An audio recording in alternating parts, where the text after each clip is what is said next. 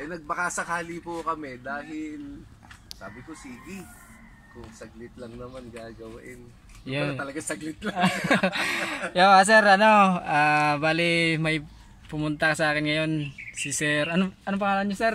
Sunny. Si Sir Sunny, galing pang wala ka sir. Video kita, sir, okay lang, sir? Oo, okay lang po. Yan si Sir Sunny from Kabuyao, kasama niya si Mrs. Yan, galing po. Bali Isuzu Crosswind na ang problema ni sir dito, yung panel gauge niya blackout. Ayan.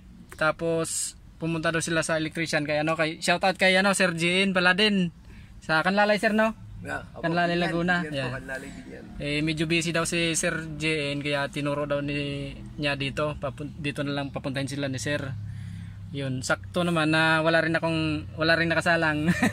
Nakatapos ko lang din, sir, kanina yung may nagpagawa sa akin na Starix. Tapos ito, buti na itanong ko kila sir kung kailan to nagumpisa na blackout. Tinanong ko sila kung wala ba silang pinagawa bago pa nangyari ito. Yun pala, sabi ni sir, nagpababa daw sila ng transmission ba, sir? Ang pinababa, papalit ng clutch. Yun, nagpapalit daw si sir ng clutch. Tapos after nun, yun, nasa biyahe kay sir, biglang nag-blackout na to. 3-4 days. Yun. Sir, biglang gulat ako, itong middle, ganun. Habang nasa biyahe, sir. Oo. Yun. Tapos tumatakbo pa din siya. Sabi ko, ako, bakit kaya? Yun, kaya dinala nila ni sir dito. Ngayon naisip ko kasi nga may pinagawa daw sila ni sir sa ilalim sa transmission. Inisip ko baka ako fuse lang ito. Chinik ko yung fuse. Yun, hindi nga ako nagkamali.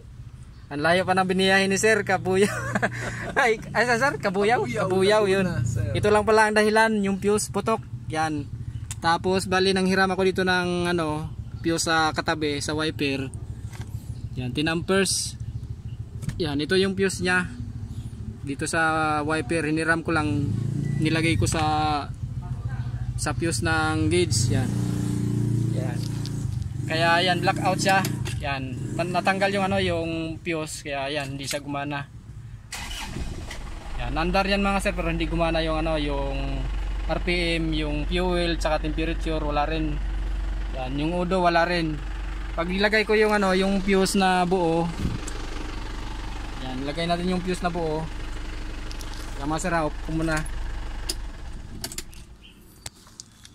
Lagay natin dito.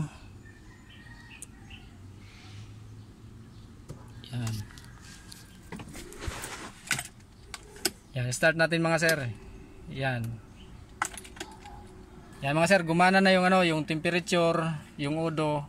Tapos start natin para makita yung RPM. Yan mga sir, yung fuse lang ang dahilan mga sir. Kaya napabiyahe sila ni sir dito sa malayo. Yan. Kasi may pinagawa pala sila ni sir, baka mayroong nasagi doon sa ilalim. Yan, ito pumutok yung yung fuse. Yan, baka yung mga wirings doon sa malapit sa transmission nasagi ng nagkabit. Kaya ito. Yan. Mabuti na lang at yung fuse na nakakabit sir original pa. Oo. Kasi kung nataon sir na napalitan ng fuse yan tapos mataas yung amperahe, mangyari sir magkaroon ng problema sa wirings. Oo. Ito, at least pumutok yung fuse. Walang problema malaki. Yan mga sir, ganun lang pagka yung panel gauge nyo mag-blackout bigla, check nyo muna yung fuse dito. Yan. Yung pangalawa, galing dito sa kaliwa, dito ka sa kanan yan. 10 amperes yun mga sir. Yung fuse ng meter. Yan, makikita nyo naman dito sa sa level ng takip. Yan. Yung nandito sa kabila, yun, fuse ng wiper sa likod. Nalaglag. Yan, ito yung fuse ng wiper sa likod.